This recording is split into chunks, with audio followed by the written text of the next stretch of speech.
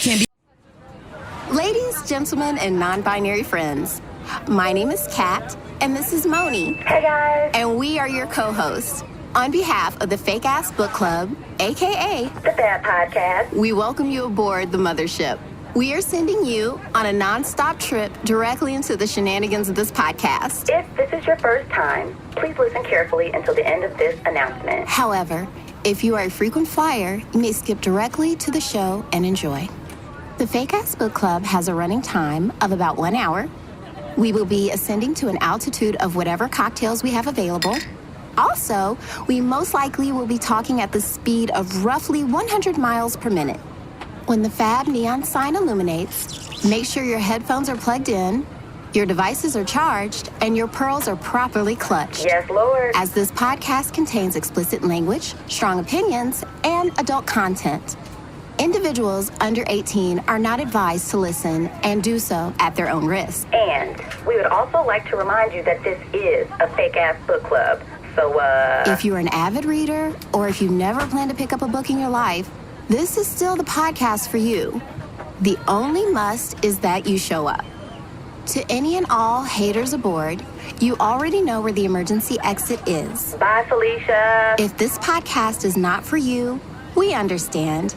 However, tampering with, damaging, or trying to destroy our positive vibes are strictly prohibited by FAB bylaws, which clearly state good vibes only.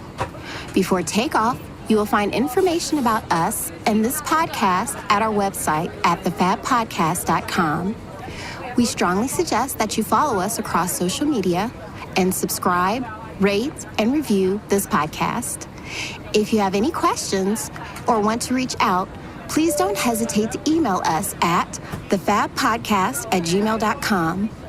We know you have a choice in podcasts, and on behalf of the Fab Podcast, we would like to thank you for choosing us. So with that, buckle up, sit back, relax, and enjoy the ride. Hey, y'all, this is Moni. And this is Kat. Hey, Kat. And this is the Fake Ass Book Club. Wait, can we both say it or no? What's up? What's up? What's up? Welcome back to the Fake Ass Book Club. What's up, guys? This is your girl, Moni. Hi, Moni. What I'm up? Kat. Hey, Kat. Hey. Oh, my gosh. I'm so excited. This is exciting. That's my catchphrase. I've noticed that I always say that, and it's funny because my nephew always is like, oh, my God, I'm so excited to make fun of me, but I am. Okay, I'm excited, guys. There is something I say all the time. It's something like, I forget We'll what play it it's back like. and We'll we'll say know. it again. Like, well, yeah, to reiterate this or just to bring something back up again. I don't know. It'll come up. Well, I'll say anyhow. it definitely when I get more into things. But this is exciting. We've got another great book today. Thanks for coming back. We do. We welcome you guys back. So today we're going to be talking about a book. The author's name is Eddie Huang. And the book that I think this is his second book. It's kind of autobiographical, called Double Cup Love: On the Trail of Family and Food and Broken Hearts in China. So I don't know a lot. I didn't know a lot about him before this. I know I have seen him because I love like food channel stuff. Like that is literally one of my dream jobs, to be paid to like travel, eat, talk about it. I mean, that would be my favorite job. So I've seen him like Food Channel. Well, Viceland. Okay, so Yeah, he had his own Viceland, show on excuse me, on Vice where it was called Huang's.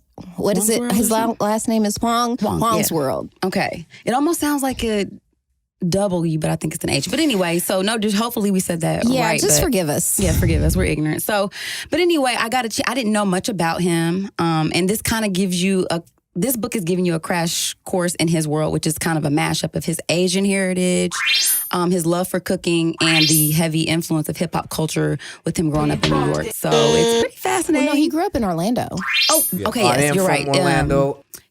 Was he there first and then to New York? Because I know it's kind of back and forth. I think right now he's been living in New York for like maybe almost 10 years now. A decade, but like okay. When he was younger coming up, he Okay. was in Orlando and I think maybe Philadelphia or something like that. You know Pittsburgh what's or crazy? I something. think I forgot Pennsylvania. about Orlando because his essence is very New York. Like I've got friends and His stuff in New York. accent. It's hardcore. So, but before we start unpacking his book, for those of you who are just joining us, maybe this is your first time listening, we like to do a dedication at the top of the show. So I want to start off our dedication like we always do, just kind of thanking you guys for listening, taking the time to listen with us.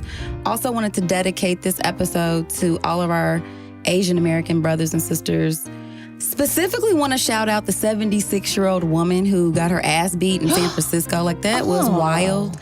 And I think they have this GoFundMe that's happening right now that they've raised. The last time I checked, it was like 940, like very close to $1 million. Listen, by the time this airs, it'll probably be way more. 100%. So just don't be racist to Asian shows. It's just real messed up. But she's also taking that money and just sort of putting it toward the Asian American community. So shout out to you and shout out to anybody affected by that bullshit. So yeah, this is definitely, that's what I like about books. You get to learn so much about different people, where they come from, their cultures. I'm actually unprepared today. I don't have anyone to dedicate this to. We'll just wing just it. Asians in general. Okay, like the that's billions and billions of you. Way to hold it down. Okay, I like it. All right, and so with that, we're going to get right into it, guys, okay? So, again, we are revisiting this book, Double Cup Love. And I really liked the book. I don't know what you thought about it, but I liked it. Because it was an autobiography, but also a travel memoir, I think. Nice. It counts as that. Maybe an alternate title.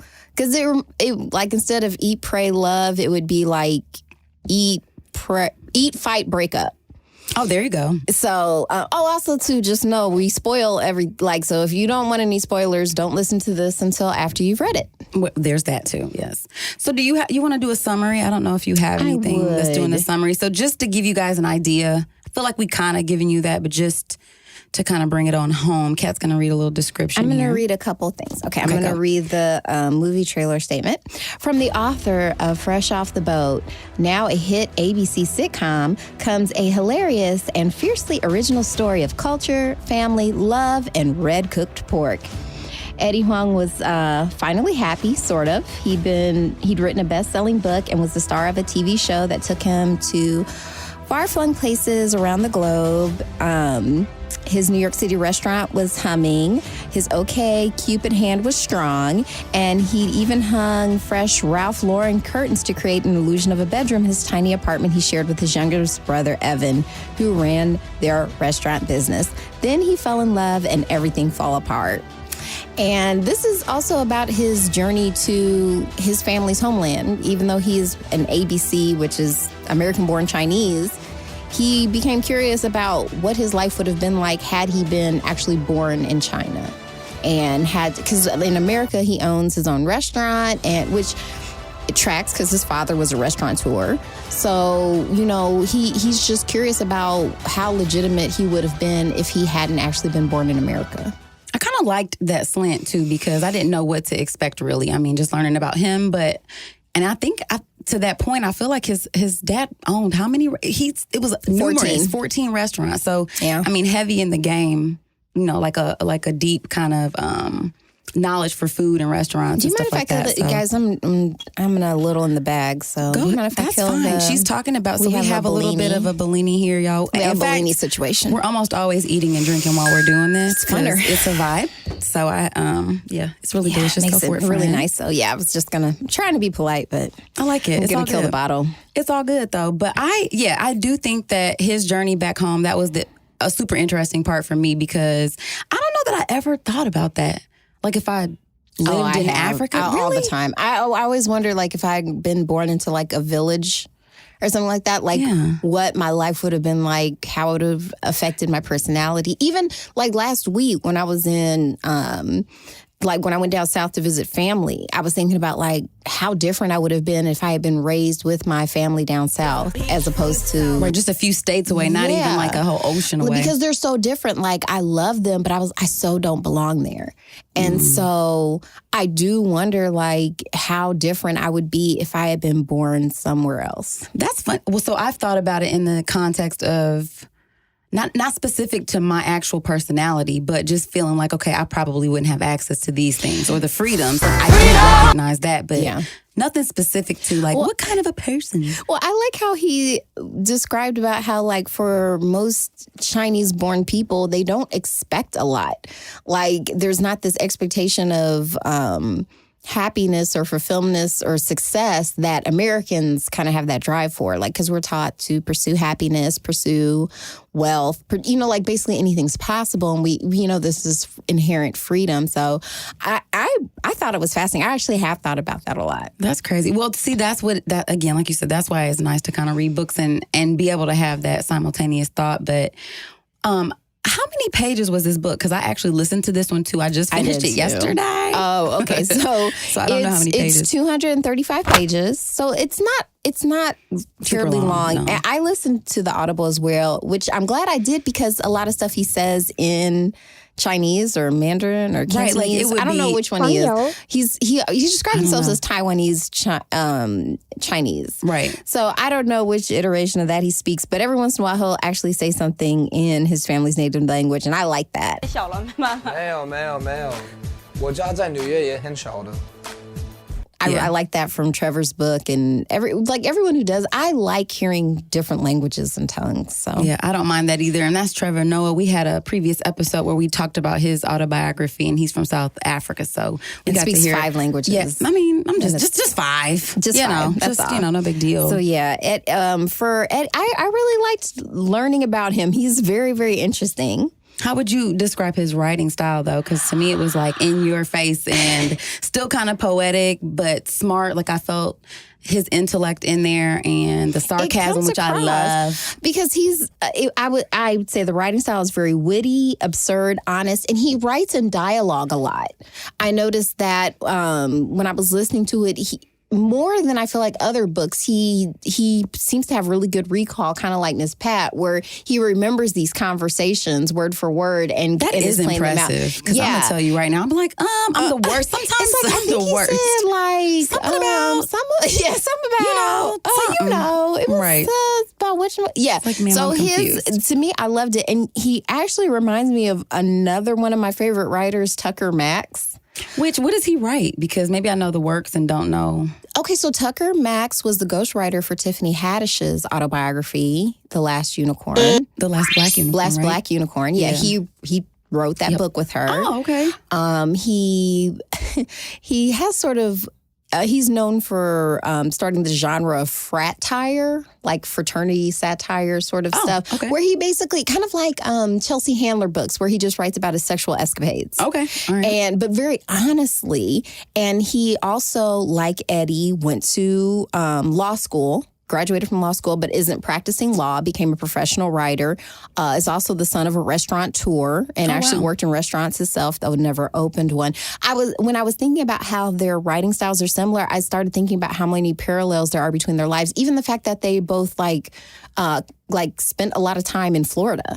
You know, that's where Eddie grew up, and where Tucker Max's father opened a bunch of restaurants, and a lot of his escapades happened in Florida. So he's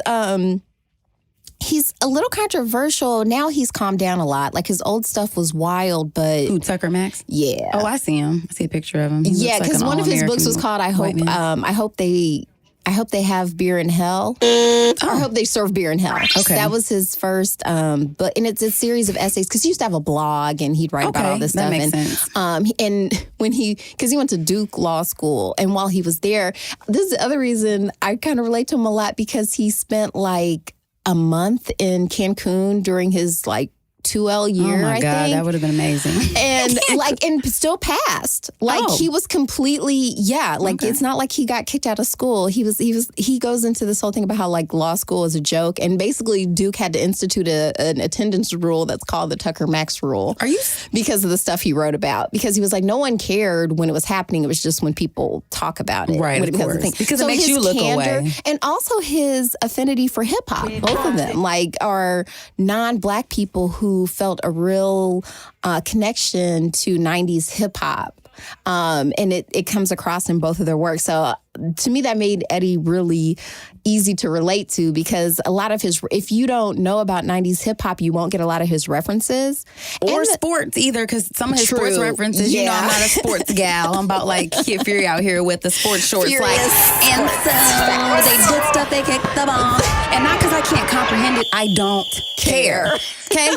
I don't care. I mean, like, unless one of my kids is out there, like, I don't care. I don't get a check. Which I don't, so it's not for me, but yeah. Yeah, that's very true. And that's actually parallels between Tucker and Eddie, too. Like, they make a lot of sports references, a lot of hip-hop references, very sarcastic. So if you're not a sarcastic person, you probably won't enjoy it very much because you'll be like, why is he saying, like, for some people, he comes across as mean, where he's just... I can relate to this because this is my shtick. This is your cross to bear. Yeah, because I mean, I can be that way, and I'm mindful of not being that with people I don't know, unless something happened where I'm like, no, I'm trolling this bitch. You know what I'm saying? Because you're trying to be funny. And that is fun to watch, actually. You know what I mean? When you get on one. Yeah, because I will do I'll that. be like, oh God, and she's like, here she goes. Nice, but I'm not. Here it is. But I'm not. It's a whole thing. But so I appreciated that, and I get where it comes from, and I try to be mindful of when I'm doing that so that people who aren't prepared for that or maybe don't understand or can take it, I'm not trying to do, I'm not trying to take people out, really.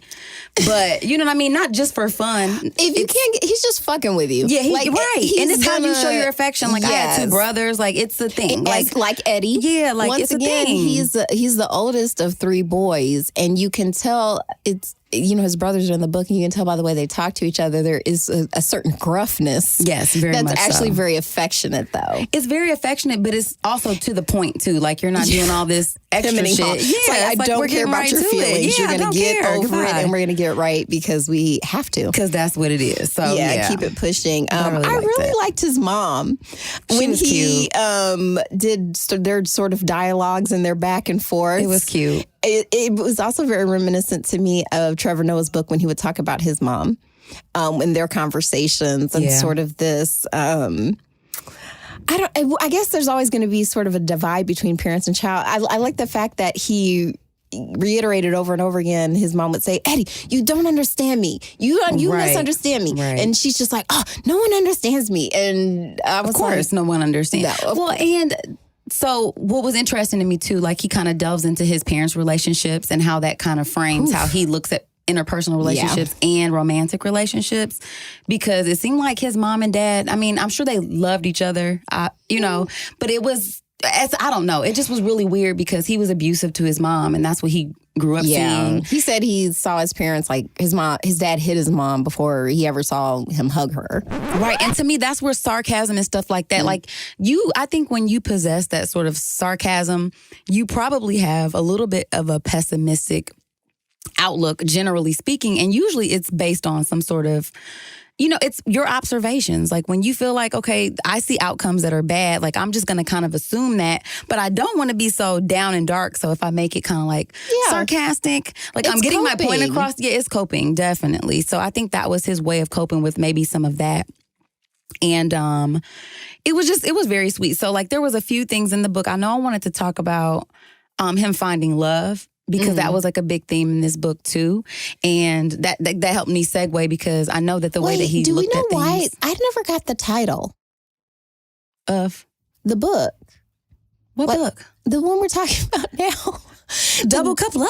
Yeah. What you mean? Where did the title come from? Like, I felt like the whole book I was waiting for an he said it somewhere in there about a double cup. And I don't know if it has reference, because, I mean, on the cover, there's like these two styrofoam cups. And I don't know if it's a... that's why I'm asking, because I must have missed it, because I can't remember where it came from. So sorry. I missed that.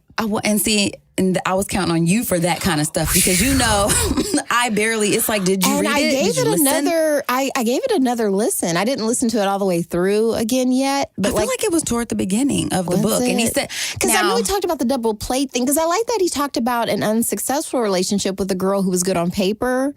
Like, she was a Chinese girl, and the sex was great, and she was great on paper, but the connection wasn't there. Like, he didn't really care about her or really care if she was around or not. But when he had a line that when they were having an argument and he realized that they needed to break up, he was like, "My dick is going to kill me, but I had to let this go. Yeah, I got to get out of here." That's maturity. You know what I mean? It's growth. Like, it's definitely growth, where you realize it's like, this is not going nowhere.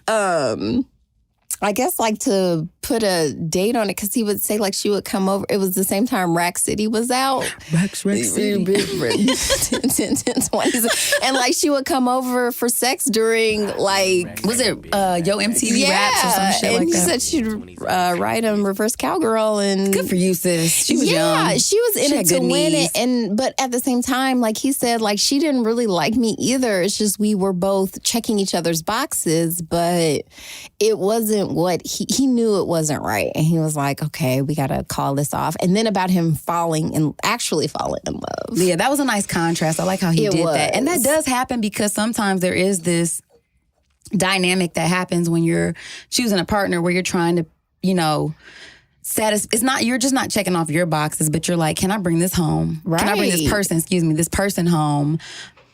Are they going to be well received by my family? Am I going to like their family? Am I going to like their family? Because that does matter. So it was interesting to see him kind of, I don't know, unpack all of that. You know what I mean? So yeah, it was very nice. But the girl he ended up falling for in the book, it was cute. I thought it was nice. And it was funny to me because like to the point where you were saying about him and his mom's relationship and the mom feeling like, well, you don't understand me. Like he had this thing where he was scared to kind of bring or to kind of say like, I'm in love with this girl who's white because I think she was white. I think Italian was her background. Italian. And she's not Chinese. That's right, the biggest non-Chinese thing. or whatever. And he was just like, I don't know if I can bring this person home. And then when he really unpacked it and talked to his mom, when she was like, you don't understand me. Like, I want you to be happy. Your dad's Chinese and he's trash. So that was really funny. Yeah, it doesn't matter. Your dad's Chinese and he's the worst. Yeah, exactly. You know what I'm saying? So it's like it doesn't really matter. If you find somebody you connect with, that is the most important thing. And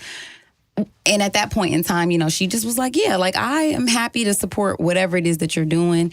And then he had to look at himself to say like maybe he was the one who cared a little bit more than he thought, which is what prompted him to go ahead and go to China. Because I think that prior to that, he was planning to go, but he had kind of been putting it off. Yeah. And so it's like, what does it mean to be Chinese? You know what I'm saying? In a way. And how do I connect to this culture? And then also, too, does my food stand up to their palates? And just sort of reimagining, your reality in that space. So I thought it was really cool. I really loved a lot of their misadventures. First of all, too, even just how the book, like, the thing that brought me into was his first little story about how he was high off those edibles.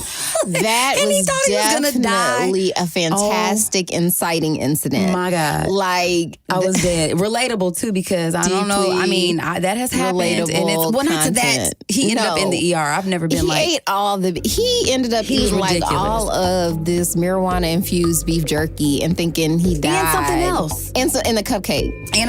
Yeah. And started freaking out, losing his mind. I also think the other sort of relationship in this book that he talks about that was really fascinating was his relationship with his younger brother, who was his partner in the restaurant. Mm-hmm. And so, I'm going to tell you this too. Have you ever had a bao? Like those baos? Like those little pork buns? I want one. So remember in Water Tower in Chicago? Uh-huh. There's a restaurant there that sells those. Like those meat-filled, like steamed buns. Never had them. I think I've had one once.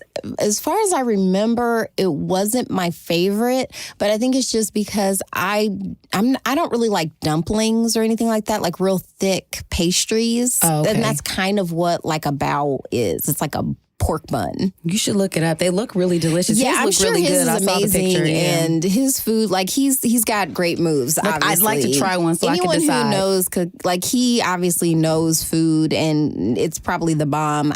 Just for me though, I don't like doughy bread, thick bread. Or I don't like mochi either. I don't think I've had that before. That's like a Japanese thing, but like any kind of like those bean paste, I'm not a fan of bean paste either. Okay. like no shade to anyone who enjoys it. Like to me, it's not. But but if I was there, I would definitely try one. Though I would love to see his interpretation of things like that. But his relationship with his brother is really interesting in the fact that he kind of idealized this sort of family-run restaurant thing, even though he himself has never seen it done like successfully. Like even his own mom was like, our family had all these family-run businesses and they failed. And she's like, but I always wanted, you know, my own family and my own kids to have their own family-run businesses and do it right. And so he just kind of felt all this sort of familial pressure to have this family-run business, even though I don't know, I could see how that would be a disaster.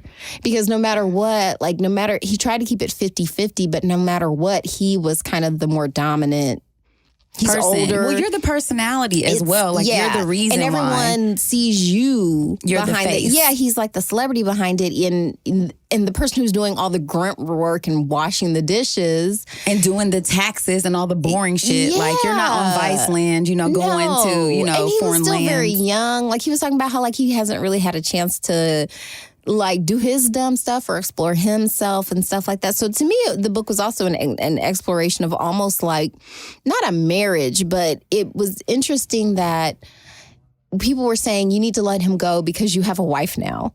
Like, or, you know, when he eventually proposed to his girl, it was like, you have Dina now. So you just need to let Evan go. Yeah. And I like the fact, too, that he kind of owned his own shit in it. Because he was just like, yeah, like, we both messed up. 100%. And I do think, too, when you have those kind of familial relationships, you take them for granted sometimes. You know what I mean? Like, you kind of like, it's always my there. brother. Yeah, you know that, like, what are you going to do, divorce me from being your brother? Like, you're not about to do that. It's and like, nice try. I think that he felt like he was providing something for his brother that you may or may not have been able to obtain on his own. And so in that respect, I think that he felt like, you know, the least you can do is that. But when you're not the person doing the grunt work, it's so easy to say that because, and that's not to say that the part that Eddie does isn't hard. You're coming up with the recipes. You're the face. You're the reason and you why. take the L if something gets messed up. Your name is on it, not your brother's. But at the same time, I mean, people want to feel valued, but I could totally see being in the shadow of an older, how is that, by the way? It's so good. Listen, sidebar, guys. I held off. I was trying to, like, put off eating the last of it as long as I could, and I couldn't wait anymore. I fried up these little, like, cheesesteak egg rolls. So they're not traditional. Made mine without onions. Yeah, she hates onions, so I made like 2 little batches. Really Whatever, we're hungry. That so much. We're just people. You're welcome, friend. You know, this For is Kat, no onions. Y'all need to know, sidebar, that this is about, as much as this is about us, you know, talking about books and whatever else we end up talking about, it's about eating and it's about having a little cocktail and having a moment. So anyway, back to the story. But yeah, I mean, it was just interesting to see him explore all the different relationships in his life.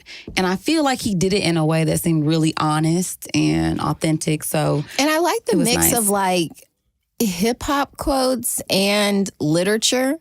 Because I feel like I don't know what he majored in before in undergrad, but I know he read a lot. His writing is really good. Like his, like the way he describes stuff. Yes, it's like he brings you in. Like you really feel like you're there. He definitely has a way with words, and you can tell that he appreciates the written word too. He was also a big fan of Prodigy from Mobb Deep, which I really liked because I read Prodigy's autobiography. Did you really? Yes. I feel like I had that on our list, maybe. Yeah, because now I believe Prodigy's he's passed, right? Don't have me recording facts. Look this I don't up. know. I feel like he passed not too long ago because he had sickle cell. Oh, that's damn. But his autobiography was fantastic. I really that's what's up. Let me see. And you know, I always liked Mobb Deep. You know what's crazy too? He was like obsessed with Dipset, which I don't know why that cracks me up. Cameron and them. He was trying to get Cameron to perform at his wedding. Oh my gosh. He was so serious. He was dead serious too. I'm like, he was such a hip hop dead head. ass. I'm like, hold on though. That was really funny. Also too, another part. So I was talking to my brother actually, and you know, I was like, "Yeah, we're going to talk about." Oh, he did. He died in 2017. Oh, rest in peace, Rest in peace, Prodigy. You gave us a lot. We appreciate you, sir. But yeah, he was saying how so he has a TV show that was on ABC, Fresh Off the Boat, which I think it was based off his first book, and so like he was gung ho behind this project, and then like I was reading that So when he first signed on, like he was like, okay, this is, I believe in this project. And at some point he left it because it got watered down, and he felt like, I don't even see my life in this. And I really hate that, because I feel like executives who are typically white or happen to be, you know what I mean? Like, it gets to be one of those things where they want to water your story down, because they automatically assume that what they consider the traditional American audience, they're not going to relate. And I feel like you're robbing people of an opportunity to really get to know people's true stories. Because my brother was telling me that so the first hip hop concert, this is according to my brother, I didn't read this, I think was an Outkast concert, and how he was like, oh my God, get the fuck out, right? But on the show, they wanted it to be the Beastie Boys. Now, for those of you who do not follow hip hop, I need you to understand how fucking absurd this is. That the contrast is huge. And it would be the amount of having just like a black cup of coffee, and then just, I don't even know, half like you.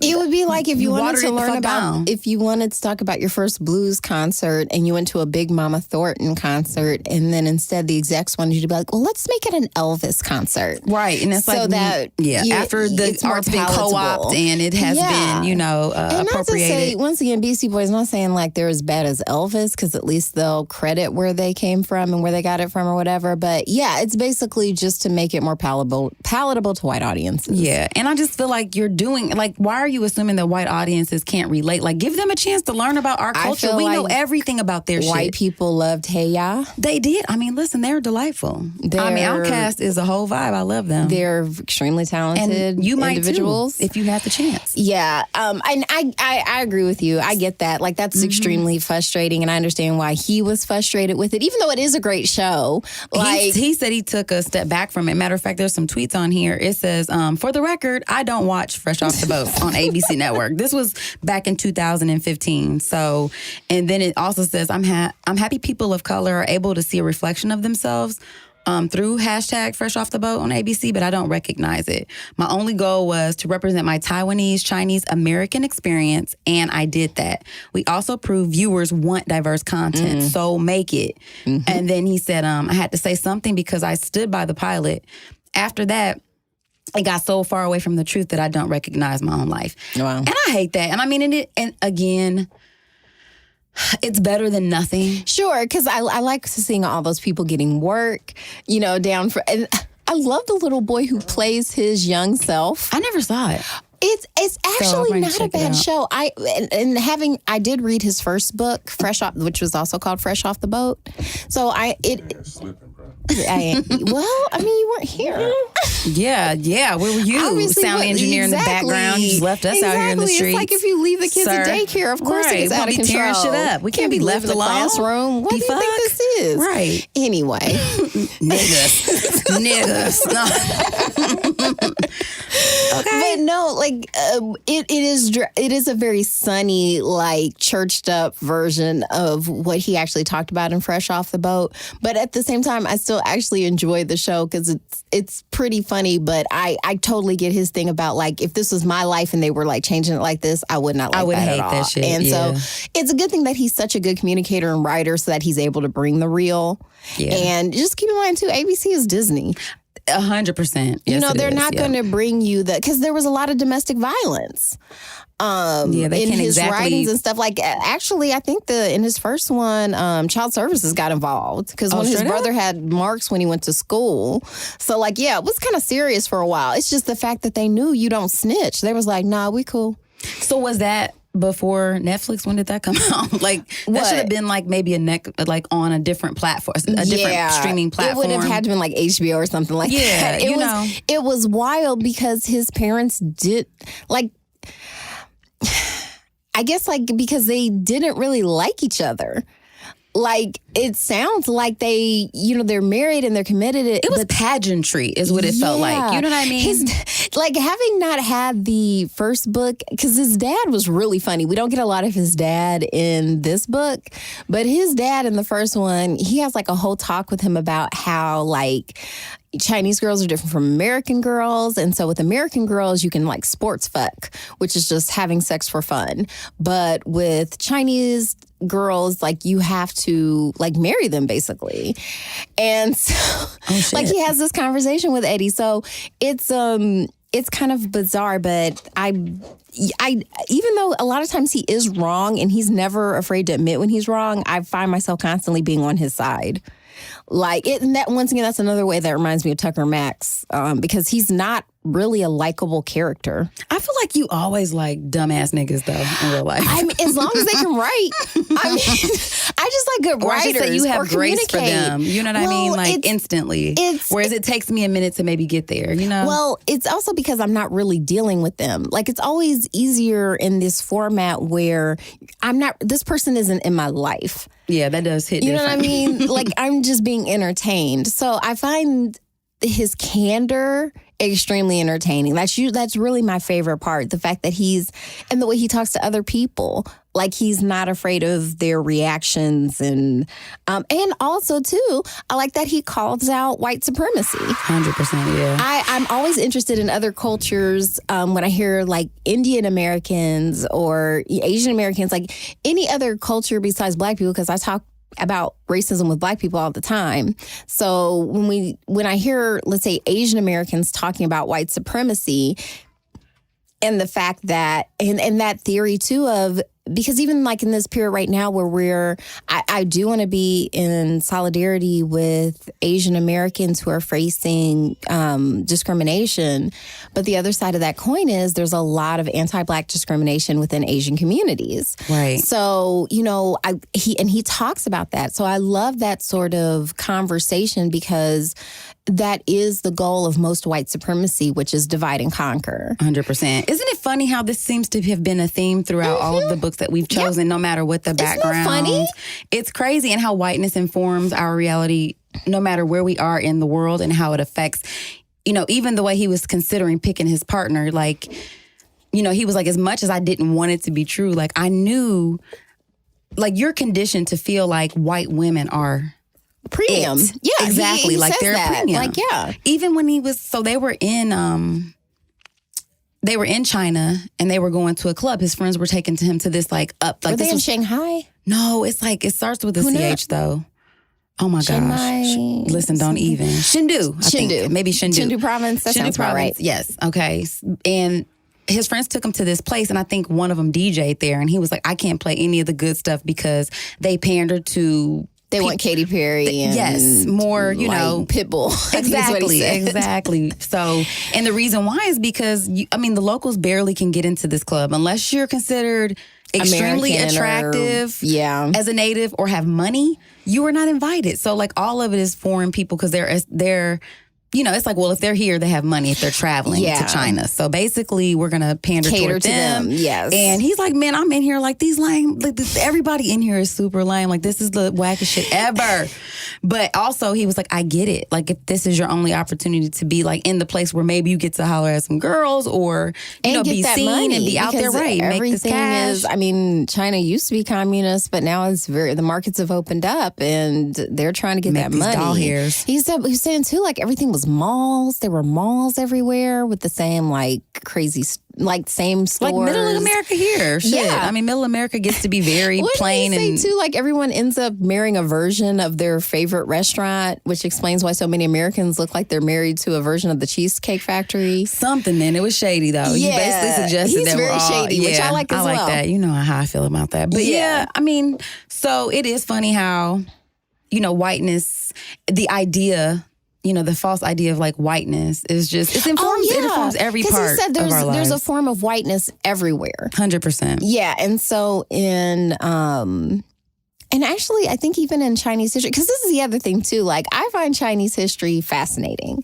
Like we don't learn very much about it here in America. Like usually if you learn anything about China, what do you remember learning from China? I feel like they skipped over it. And I do remember in 5th grade raising my hand and being like, so we just skipped over like a whole bunch of stuff. Like we're never going to address any of this stuff. We're just going to skip past it and get back to the white stuff. Okay. So it was very clear. Yeah, it was very clear that like European and American history was it.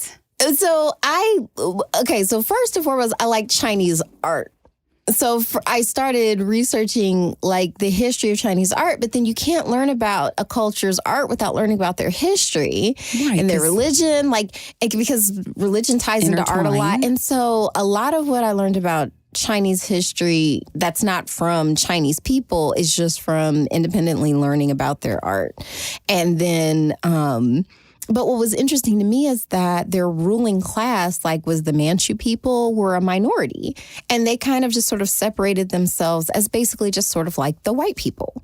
Like just the Chinese version of white people, and then they just get to have the dynasties and rule over everybody. And like the regular Han people, they're just kind of like this serf class. And it seems like this pattern happens all over the world over and over and over again. And to me, it always helps to create almost a lens to, that's why I do wonder, like, where would I be in a society like that? Man. Whereas in America, because it's so different, like the way that we're brought up and the ideals that are pumped into us, it's so different.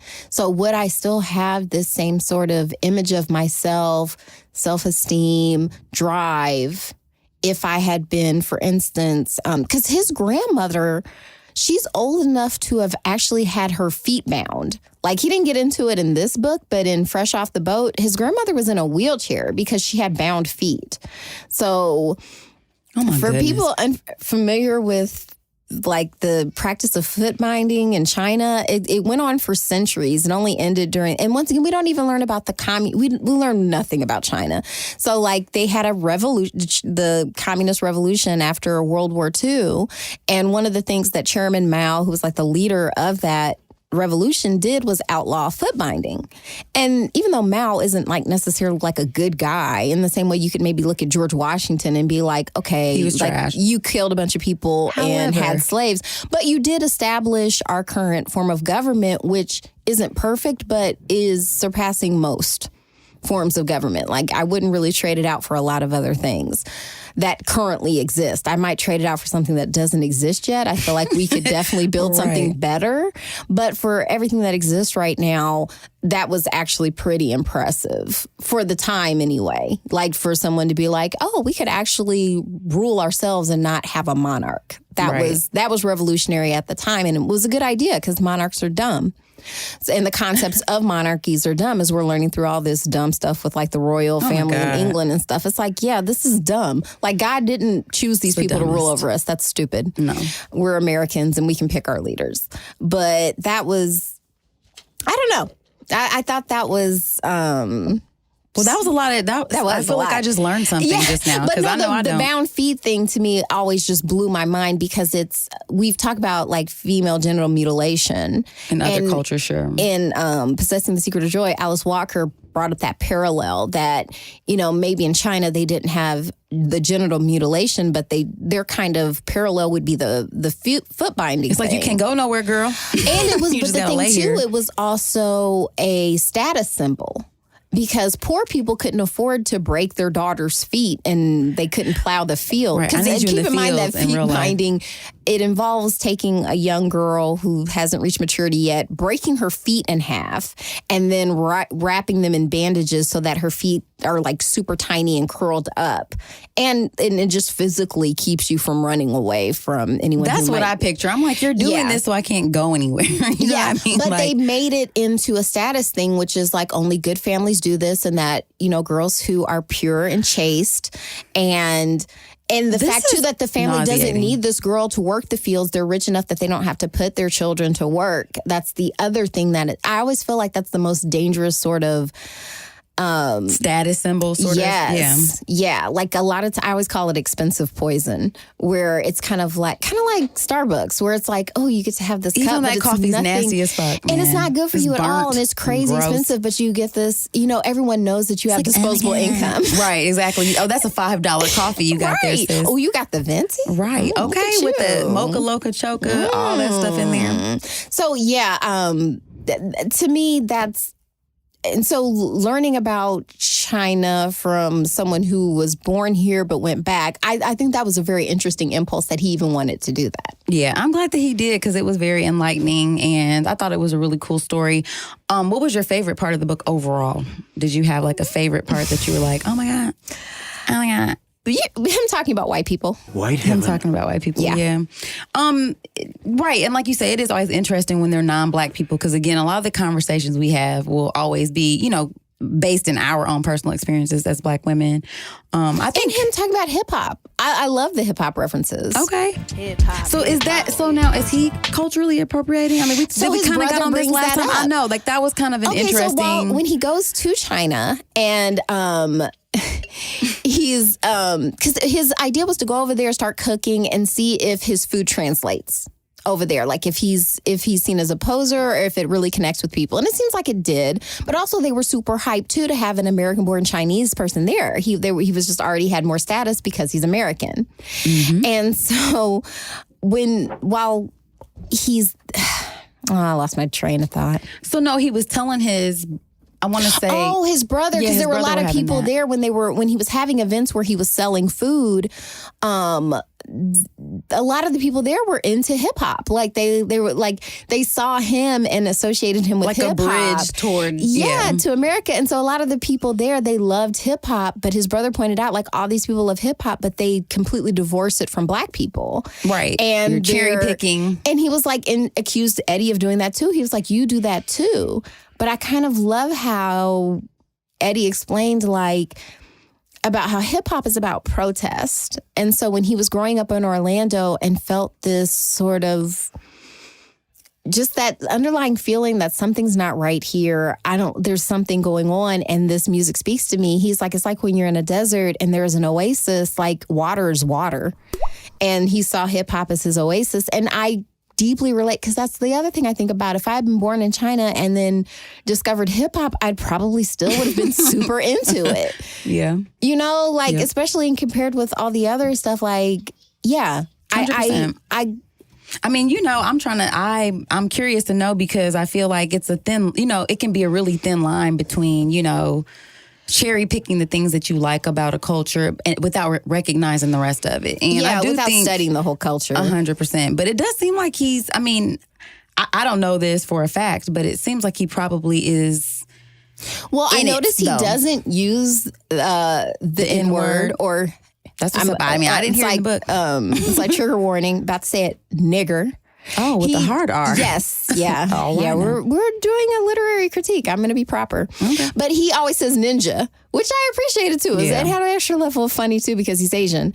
But like, he would always just say ninja instead of actually the word, which makes it feel like he kind of understands. Yeah. Like he's actually an ally. And because he's a very critical thinker, like he goes into this stuff. And I sometimes wonder, because it's not like I contributed to hip hop. Like, I don't know. I mean, I did. I'm kidding. I don't know about you. I love hip hop, and that's what I came up in. But I guess basically does hip hop belong to me more than it belongs to Eddie? That's funny. I've talked to my brother about that before too, and it's like, you know, it's like any art you create. At some point, once it's in the ethos, it's everybody's in a way. But I mean, you hope people handle certain art a certain way, you know, with the respect and stuff. Yeah. So to me, as long as that's what's happening, because a lot, especially point to you guys. Yes. Ooh, points. Points to no, point. Bring up this point. Okay, this is okay. Points to Gryffindor. Oh, Harry Potter reference for those who. Kanye West, Yeezys being big in Asia. And them not knowing who Kanye West is. Wow. So he said that this is our sound engineer. He's bringing up the point that the Yeezys are, I guess, super hot in Asia. I don't know which part, but they don't know who Kanye is, but they love the shoes. I was playing 808s and Heartbreak at a ramen shop. I worked at a ramen shop. Okay. And 4 Chinese people walked in, and they all had on Yeezys. Wow. So I said, do y'all know who this is? And they were listening. And they were like, no. But the song that was playing... so they don't know his music, but you're wearing his shoes. Yeah. But the thing is that you'll pay $400 for the shoes. Right. And you don't know who the person is who made them. No. So we try to make shit to get us out of wherever we at. But you're still a nigga, because now I can buy this purse and never know who created it. Who even did it. Well, that's like, what's the famous K-pop group, BTS? Yes. And the fact that they're just doing 90s R&B, like, very popped stuff, but they don't link. I remember watching Netflix Explained, and they were talking about K-pop, and all they did was relate it to New Kids on the Block. Right, who ripped off Oh my gosh. New Edition. Yes. And Velvet DeVoe, like, it's like y'all are wearing silk button-ups and chains. Like, this is... Doing the little choreography and all that stuff, which like, is just an extension of the Jackson 5. And like I said, it brings up the fact of anti-blackness. You know, white supremacy is a problem, but also anti-blackness is universal. Right. And this sort of wanting to... But I think it also comes from this aspirational culture where, like, even when he was saying, too, where it's a status symbol to have a white girl, 100%. you know, as an Asian man, because it's like, oh, my God, you must be the man because white women are not checking for Asian They're dudes not on checking the for y'all. regular. That's messed up. So it is. But also, he was saying in the same breath that, like, so if you have the white girl, but also in the States, he was like, the cool parties, there's black people there, but there's a certain point where there's too many of these niggas in here. Right. Where it's like not too much. And I think that transcends a lot of the different areas. It's like, no too much. No white tees, right, no Kims. You know, can't be having that all up in, you know. So I think that there's like, you're cool with blackness to a certain extent. Right. You know? The influence of it, but there's that... the realness of it. You don't want to see the black ass face to go with Public it. Enemy is that fear of a black planet. Yeah, well, yes. And it takes a nation of millions to hold us back. So yeah, man. Let's try. It's not gonna... It's not gonna happen, and because we're always perpetually gonna be, I mean, like, the coolness, I think that that's what's funny to me too, because my brother lives in Asia. He actually lives in Japan, and as opposed to here, like, when people see him, I mean, he's pretty tall. People don't automatically necessarily assume he's a professional, like, basketball player, but there, people think, oh, are you a DJ? Are you a, you know? And then, like, when they find out he actually speaks Japanese, and no, I've been living here for 10 years with a regular ass job. No, I'm not in the military.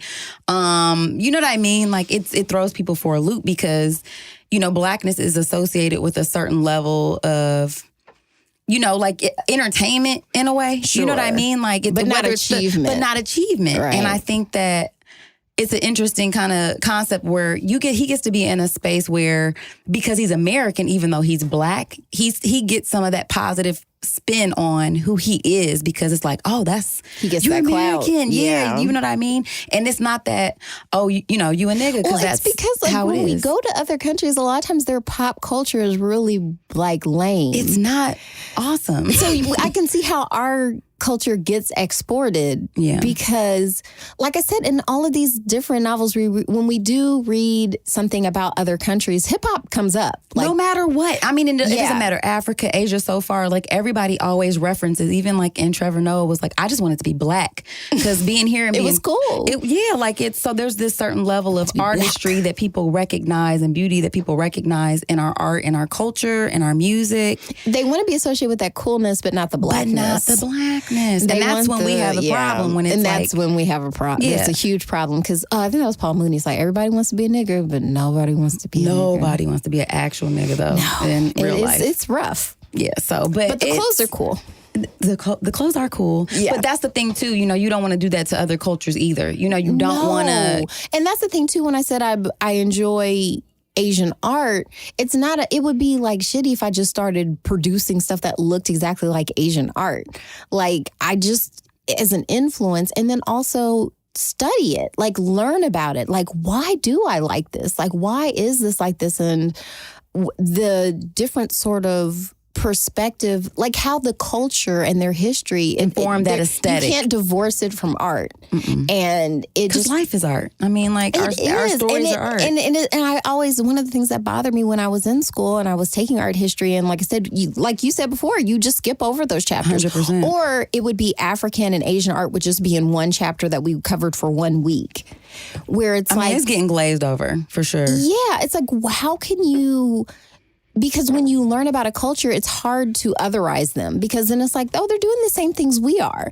Because that was the other theme. I think, let me find my note. I think I wrote a note about this, about how what I usually love about reading is, like, no matter how different somebody's experience is, we are all the same. Like, all around the world, it's just the same song. Like, you come to the same stuff. I think, was it Ayaan Hirsi Ali's book? When she was talking about working at a refugee camp, and the women were just, like, when she was translating stuff, people just wanted to complain about their boyfriends. Like, God, you're in a refugee camp, and they're just... And that's your worst problem right now? Like, you're homeless. Or maybe that was Kabul Beauty School. Like, I read a bunch of different... I remember that one. Yeah, where she was just like, a lot of times people... Like, even if stuff is going crazy, basic things. Yeah, like you're usually just thinking about like something your boyfriend did that pissed you off. 100%. No matter what's going on, and vice versa. If you're a man, you're just like, why are women so insane? Why are they dumb? I feel like that's okay. This was actually a book about called Mal's Last Dancer, about a male ballet dancer who defected to the U.S. in the 80s. And he was writing about his experience like living in rural China with his parents. And he was just describing one of their fights. And I'm like, oh my God, that sounds like a fight I had with my ex. Just yesterday. Yeah, like, but it's this rural couple in communist China, but she's saying the exact same stuff. It's like, you just don't understand. And like, just all these things that... Because there's something universal about those relationships, about friendships, about love relationships, about siblings, about parents. Oh, the sibling It's the same. Yeah. Listen, I mean, I could relate, and not in the way of... Because I don't know that I've ever felt directly competitive with my brother. So I'm in the middle of my two brothers, and we're all like 2 years apart.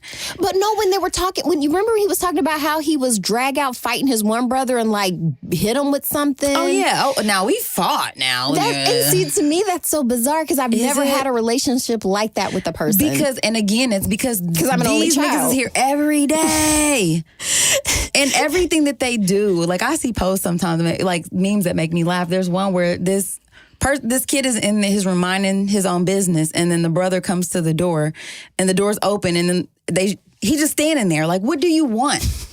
You just want to be seen. And then like the one who's sitting in the room has like their headphones on and looks up at him like, what in the hell?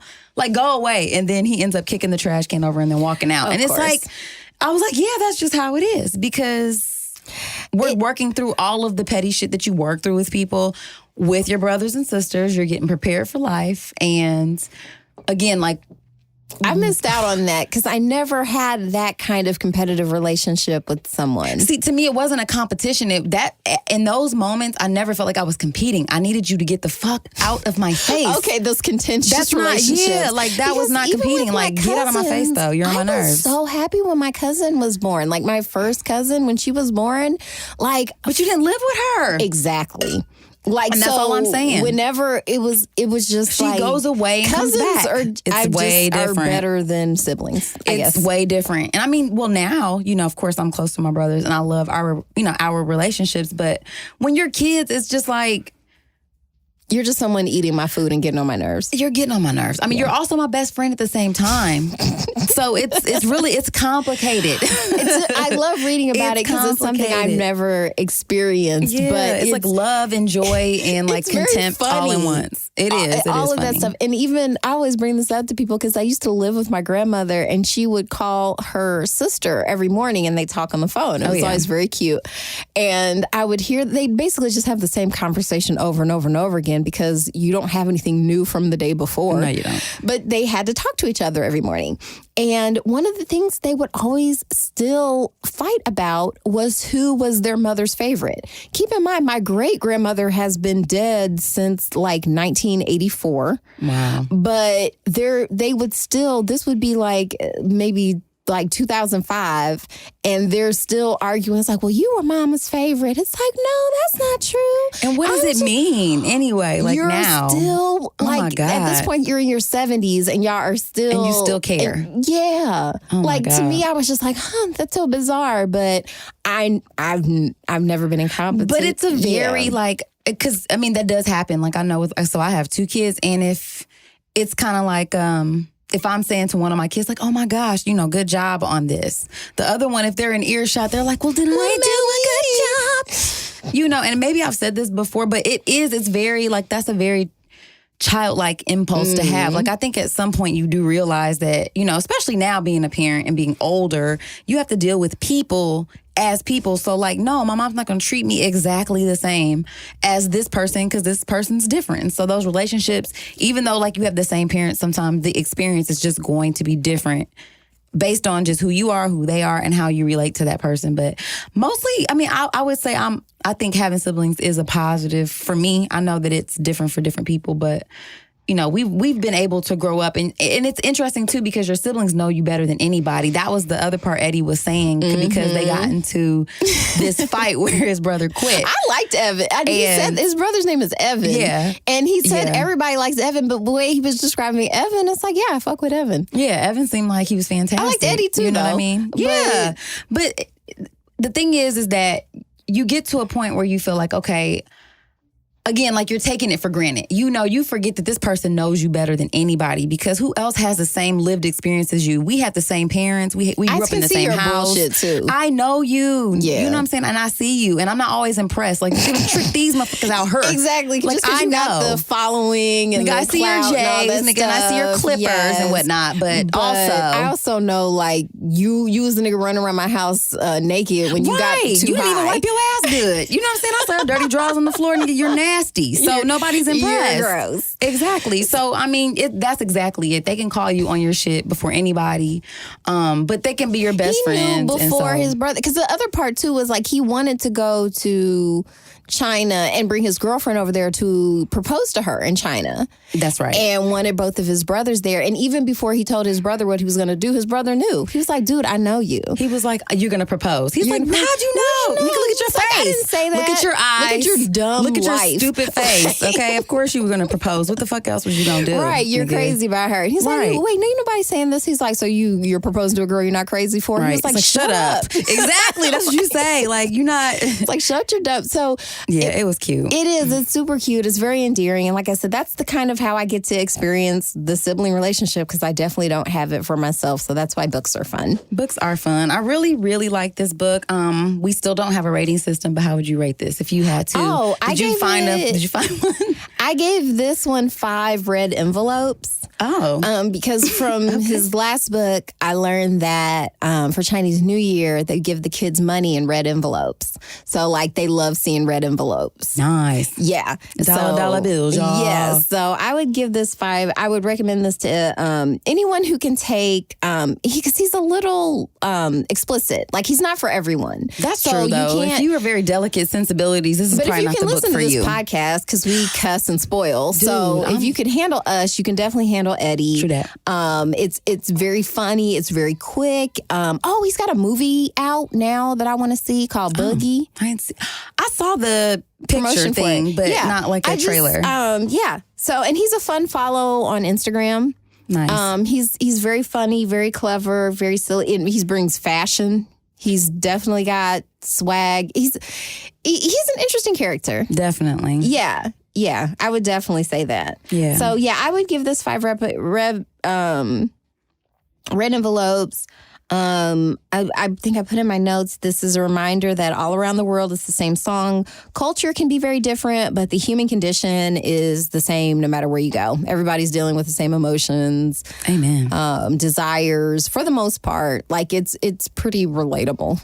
Yeah, I liked it. I think that's a good place to end it. No? Well, you're gonna. Well, I was just gonna say what. I didn't mention this. I should have put this for one of my favorite parts when he was having that discussion with the masseuse. Oh, that was literally my favorite at Noah's Ark. That was literally my favorite. And that really got me to thinking too about the mentality of the messages I've been given my whole life about being an American. Because I feel like we stated that last time. Like the ideal around America. Obviously, America isn't living up to its ideals, but the idea is that a person belongs to themselves and your body belongs to you. You have autonomy and you get to seek out the type of life that you want to lead. Not every culture gets that message. That's crazy too. You know, there's so much. He was talking about how in China, everything is about the public's perception of you, of other people's perceptions of you. That's basically what you live for. Like, you don't want to, you can't dishonor your parents. You know, like it's a whole different thing because the masseuse he was talking to, she was saying about how America just seems easier. Right. And he was saying, yeah, not really. But she was like, no, trust. It's like I live here where I work. And because now that capitalism is seeping into China, it's kind of like this brutal version of it. Because she's eking out a living. She has to send most of it home to her family. She has to live at her job. Which is miles away. Because she lives in rural China. So this is like a city. So your job has so much control over you and your life. And, this was something really fun that I discovered, that China, they had to have their own kind of Me Too movement but the Chinese government, they censor everything, so they couldn't use the actual Chinese word for Me Too. They had to call it, they literally call it Me Too, which phonetically means rice bunny.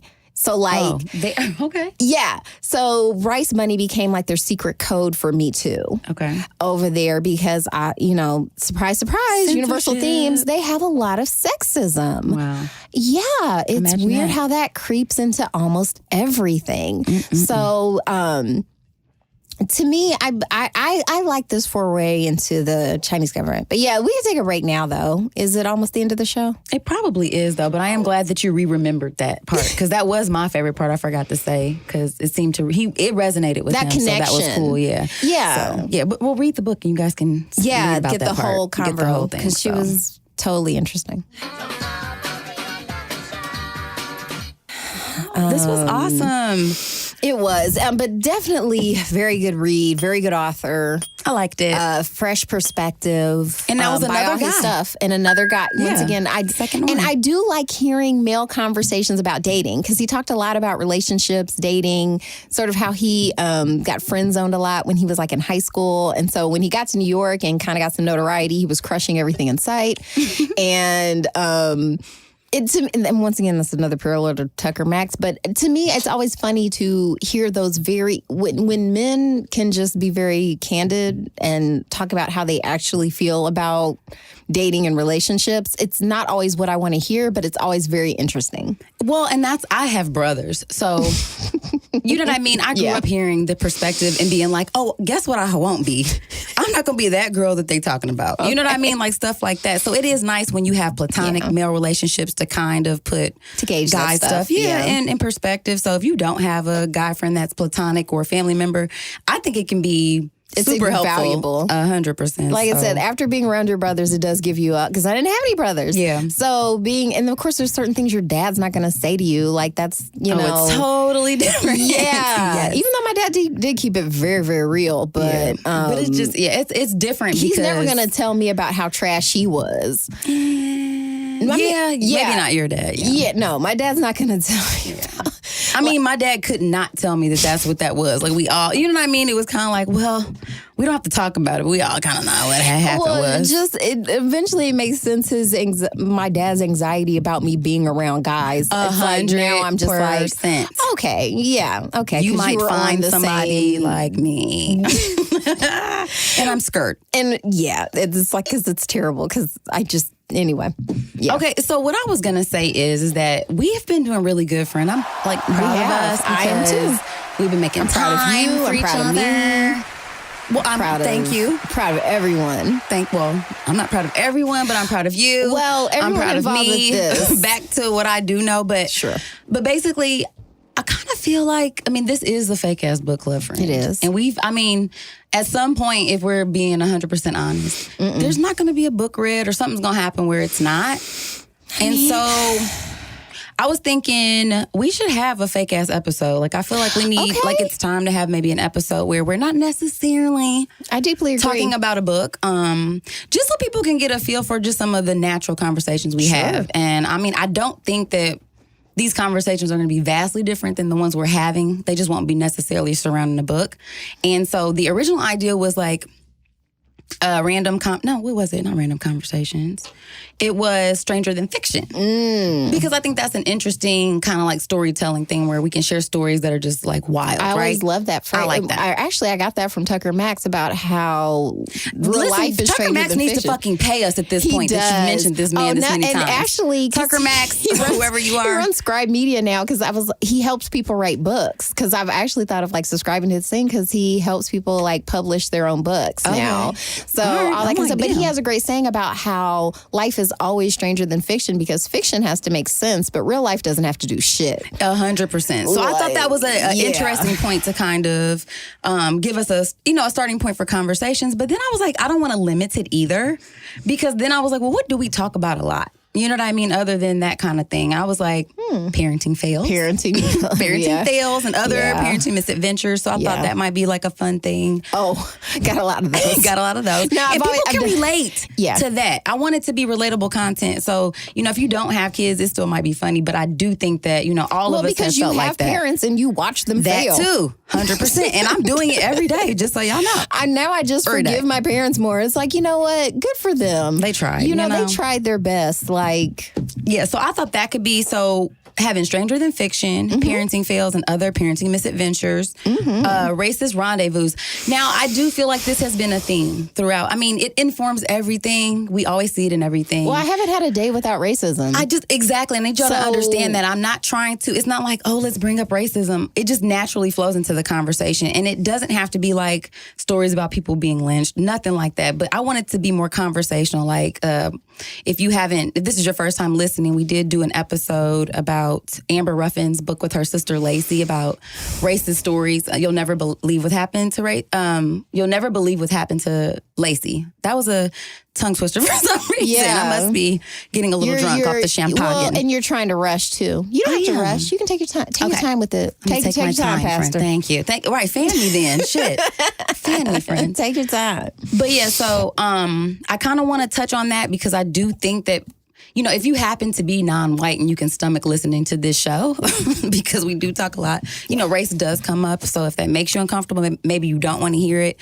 But racism isn't always something super overt. Sometimes it's something that happens that seems kind of harmless, and it can be just, microaggressions. You're cute for a black girl, or, oh my God, your diction is so clear. Exactly. Stuff like that. That literally just happened to me last week. So just giving people an opportunity to vent about those things and share those stories. I thought that would be cool. Also, let's see what else I was thinking. What do you feel you've experienced more, what's been more harmful, racism or sexism? Ooh. Because we're both black ladies, so that is true. Intersectionality, isn't it? That's really hard. I'm doing a panel this Friday about being like a woman in tech, and it's we're just going to be a panel of different women in tech talking about complications. But in some instances, it is kind of weird because it's like, is this person being weird to me because I'm black or because I'm female? I almost want to say that sexism probably came first though, because racism was something that was constructed later on. There's always been, but I don't think sexism is a construction. I think there is a different. We were talking about this before the podcast, right? I'm not suggesting that. I'm saying about racism. Racism is a construct. It's newer, right? So it's a little bit newer. So I think it's hard when they have a competition. And going in situations when stuff gets weird and someone's treating you weird, because it's not like. Because I can get racism and anti-blackness from other black people, 100%. From other women. 100%.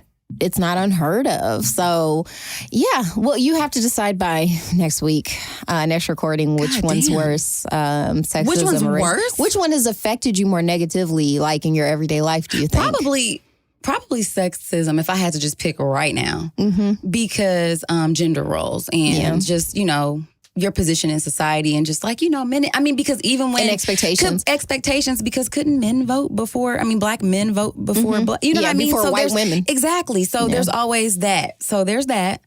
So I just think that could be an interesting way to have some conversations. Another thing was I want to normalize spaces that black people aren't normally in. You're a sci-fi geek. You know what I'm saying? You like Asian art. That's not typical.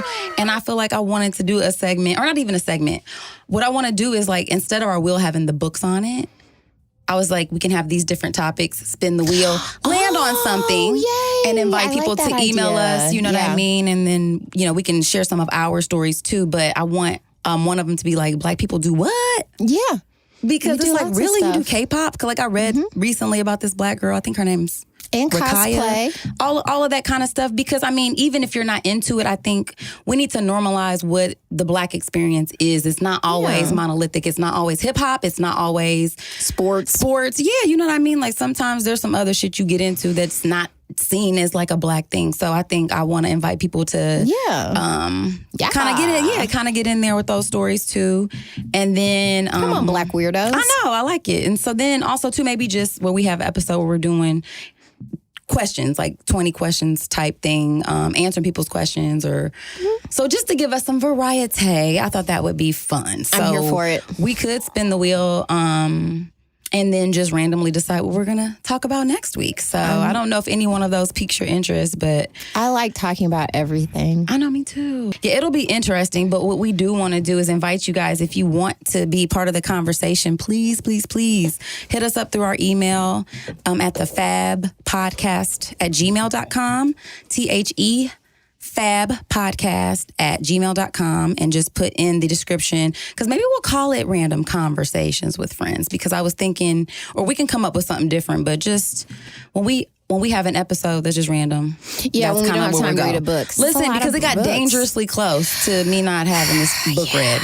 Unfortunately, this one was a page turner. First of all, this was a tight week for me, okay? Yeah. And I felt it getting faker and faker. And I thought, you know what? I got to have a fucking parachute in this piece, okay? And I need y'all to understand that, like, this is, and I want people to get a feel for just, when we're not talking about a book, too, so. Yeah, we have lots to talk about. It's hard out here. Oh, we do. Okay, guys. So with that, you guys hit us up. Definitely check us out. Send us in your questions, comments, concerns. We want your feedback. You guys follow us across our social media.